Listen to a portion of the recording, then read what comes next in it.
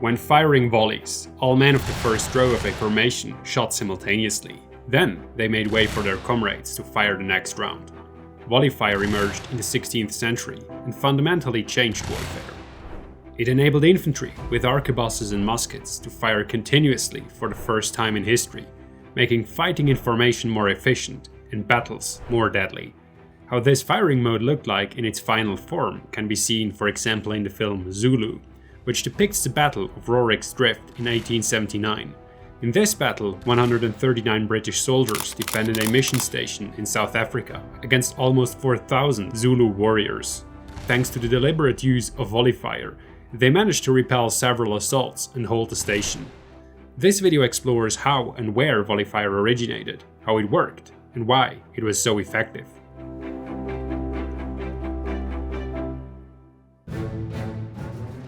The firearms of the 16th century were a far cry from the smoking and noisy arquebuses of the Middle Ages, but they still had one major problem. They took a long time to reload. Even under ideal conditions, an experienced musketeer needed around 30 seconds to prepare the priming charge, press powder, ball, and patch into the barrel, and blow the fuse. In the chaos of battle, reloading could easily take twice as long, an eternity for a unit under fire. To solve this problem, tacticians and commanders looked for ways to make their musketeers more effective with small arms. One option was volley fire, which of course had been used since ancient times.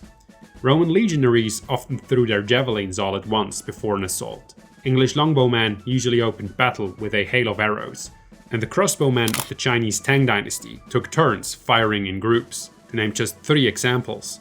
In the 15th and 16th centuries, this method was transferred to firearms and combined with a rotating movement where several rows of musketeers took turns firing a volley. It is hard to say where and when this method was first effectively implemented, although the idea can be found in primary sources from as early as the 15th century, for example from England, Spain, the Ottoman Empire, Korea, Japan, and China. However, the classic example of the efficient implementation of volley fire is the Netherlands. Although the Dutch were not the first to come up with this idea, they were the first Europeans to adopt it as a standard fighting method for their musketeers. As a part of a 1590s military reform, they systematically integrated volley fire into their armies. According to the historian Antonio Andrade, it was the Dutch system that once it proved its value was then copied throughout Europe.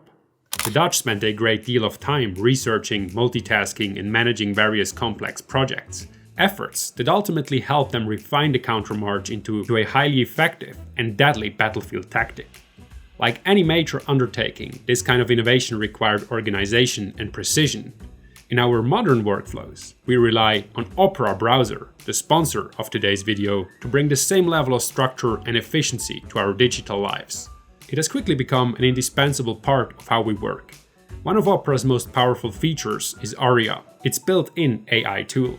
With a simple shortcut, I can open the command line and immediately interact with Aria to manage tabs or generate content, such as original images, without ever leaving the page I'm on. For example, I can organize related tabs into tabbed islands with a single command. Whether I'm doing research, shopping, or planning a trip, this feature keeps everything neatly grouped, can be collapsed and expanded as needed, and is easy to access. Opera also includes a split screen mode. By simply dragging a tab downward, I can display 2 pages side by side in the same window. It's ideal for referencing notes while writing scripts, conducting research, or comparing sources.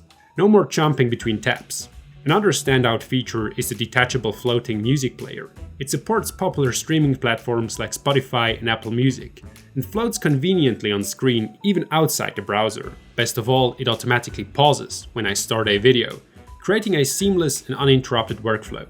Whether you're a student, professional, or content creator, Opera browser with Aria provides an efficient, intuitive way to stay focused, organized, and productive. You'll find a link in the description and pinned comment. Feel free to check it out. Discover Opera, a smarter way to browse.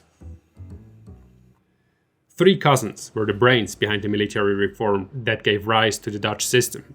William of Louis of Nassau-Dillenburg wrote to Maurice of Nassau in 1594, quote, "I have discovered a method of getting musketeers and soldiers armed with arquebuses not only to keep firing very well, but also to do it effectively in battle order, in the following manner. as soon as the first rank has fired together. Then, by the drill they have learned, they will march to the back.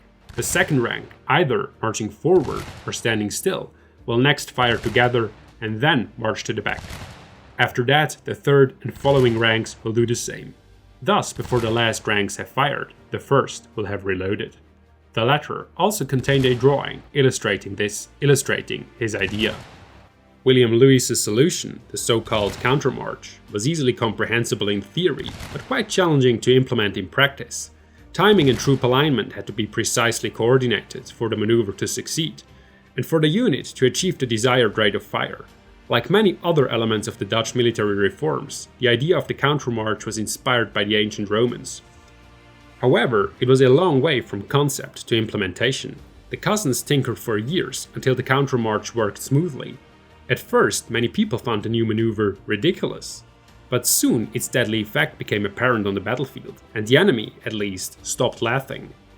In its final form, the Dutch countermarch produced a constant fire of about one volley every 5 to 10 seconds, depending on the depth of the formation.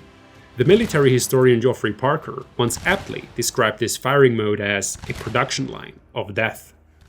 To further increase firepower, European formations were made as wide as possible, and only deep enough to give the musketeers enough time to reload before moving back to the front. This had serious consequences, as Parker explains, quote, "Changing a pike square, perhaps 50 deep, into a musketry line only 10 deep, inevitably exposed far more men to the challenge of face-to-face combat, calling for superior courage, proficiency and discipline in each individual soldier. It placed great emphasis on the ability of entire tactical units to perform the motions necessary for volley firing both swiftly and in unison. To achieve this and enable the soldiers to perform the countermarch, military drill was necessary. But this was also based on the example of the ancient Romans. The musketeers practiced loading their weapons and moving in formation for hours and days until they were able to do their routine blindfolded and even with shaky hands under fire. When countermarching, the musketeers fired volleys, meaning that all soldiers in a rank or unit fired simultaneously. Firing in volleys had two significant advantages over fire at will, where each soldier fired at his own pace. The first was its psychological effect. The simultaneous roar of dozens of musket shots was terrifying, shaking even the bravest soldiers to his core. It took a lot of discipline and courage to stand firm in the face of a 100-meter wide wall of smoke and lead. The concentrated power of a volley also had a devastating practical effect. On the defensive, its force could slow down an incoming charge. On the offensive, its shock effect could break up the enemy formation and make it vulnerable. When attacking, the musketeers often only fired 1 to 3 volleys before advancing into close combat. The shock effect was intensified when the soldiers marched forward instead of backward. The man who first recognized this and put it into practice was the Swedish king Gustavus Adolphus. Instead of having his men march to the rear after firing, he had the rearmost rank come up to the front. This small change turned the Dutch countermarch, essentially a defensive tactic due to the backward movement, into an offensive tactic that combined constant fire with the shock effect of the volleys. From Gustavus Adolphus's reforms to the 19th century, the principles of volley fire remained fundamentally the same. However, with increasingly intensive drill and technical innovations, such as paper cartridges, reloading time decreased even further, allowing for a reduced formation depth. As a result, the deep and sturdy pike squares of the 13th to the 17th centuries gradually developed into drawn-out battle lines. In the 18th century, infantry formations were usually only 2 or 3 ranks deep, making the original countermarch's rotating movement optional. It was now sufficient for the ranks to shoot alternatingly. A second decisive advantage of volley fire was that it compensated for the lack of precision of early firearms. The muskets of the 16th to the 17th centuries were not only slow, but also inaccurate. The barrels had no rifling, the powder was not uniform, and the bullets often did not fit exactly into the barrel. Because of this, even the best marksmen had problems reliably hitting a man at 100 meters. However, the inaccuracy was only partly due to the weapons themselves. They were not designed to hit small targets, but were accurate enough to strike enemy formations, which were typically dozens of meters wide. The primary cause of inaccuracy was the musketeers. The shot units of the early modern period had a miserable reputation when it came to aiming. For example, German general Maurice de Saxe complained about his musketeers' performance in a nightly battle. Quote, "Musketry is just so much empty noise. The soldiers are too lazy to load and ram in the proper way, which is tiring. Instead, they take a fistful of powder, empty it down the barrel, drop a ball on top, and fire. Where do they shoot? Why into the air? Their shoulders ache from so much firing, and since the officers cannot see in the dark, they are content to rest the muzzle on the palisade and blast away at random." Understandably, some soldiers also wanted to shoot their bullets as quickly as possible, so they had an excuse to step out of the enemy's line of fire. In this context, volley fire was also an improvement, as banging away pointlessly was only possible when musketeers could fire at will. Officers generally had more control over their units when relying on volleys. Soldiers who could fire at will tended to seek cover and dig in. This was problematic because the officers had difficulties regrouping and motivating them to advance once they had taken cover. To avoid this, soldiers were sometimes forbidden to load their weapons during assaults. For example, when the Duke of Wellington's troops prepared to storm the town of Ciudad Rodrigo during the Napoleonic Wars, Sir Thomas Picton advised his men, quote, "Rangers of Connaught, it is not my intention to expend any powder this evening. We'll do this with the cold iron."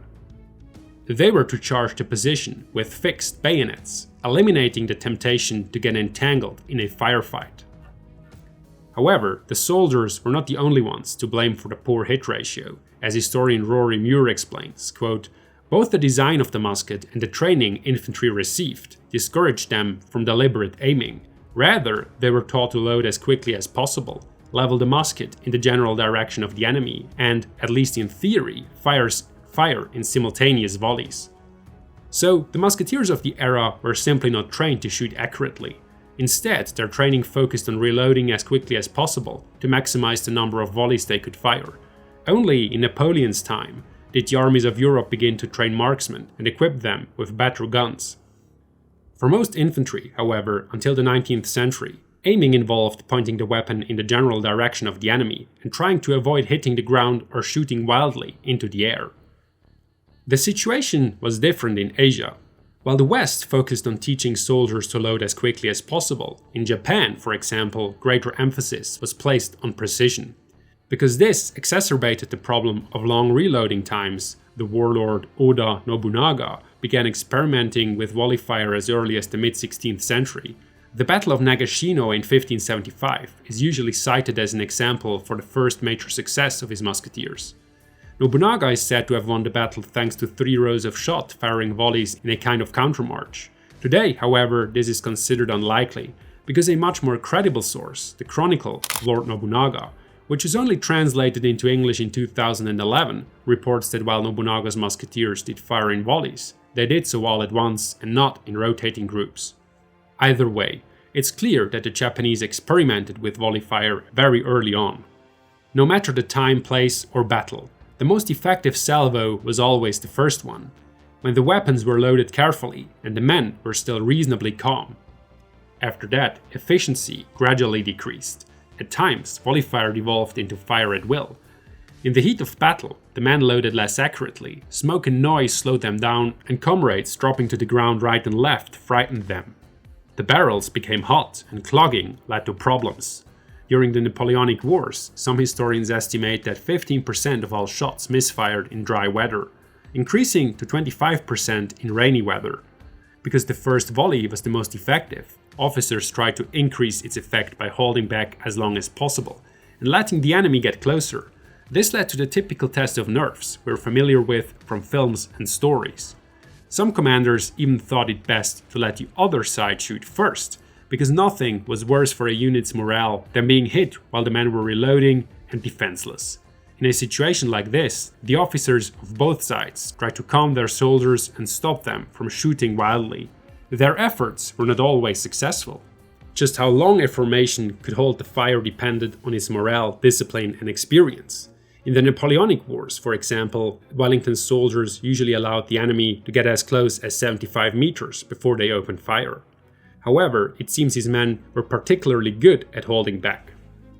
For other armies, the Spanish and French for example, who were known as bullet wasters, the average distance was well over 100 meters.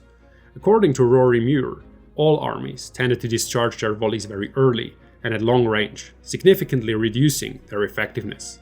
He even estimates that at the end of the 18th century, around 200 to 500 bullets were fired per fatal wound. This was not because volley fire was ineffective, but because shots were fired from too great a distance. Soldiers deliberately wasted ammunition, or units let themselves get entangled in firefights that lasted hours and achieved very little. When two determined units exchanged volleys, losses were typically very high, as even from a distance, a volley could tear massive gaps in an enemy formation. Volley fire was one of the most effective and deadly methods available at the time. It compensated for the weakness of firearms in training and thus contributed significantly to the rise of firearms. Volley fire characterized the infantry's way of fighting until the 19th century. Only when more accurate shoulder arms with rifling became widespread, and modern automatic rifles made it possible for individual soldiers to discharge numerous projectiles in quick succession, did volley fire disappear from the repertoire of Western infantry. By the time of the American Civil War and the Franco-Prussian War, armies increasingly relied on cover and mobility rather than linear formations. As a result, volley fire lost its importance and was abandoned entirely during the First World War.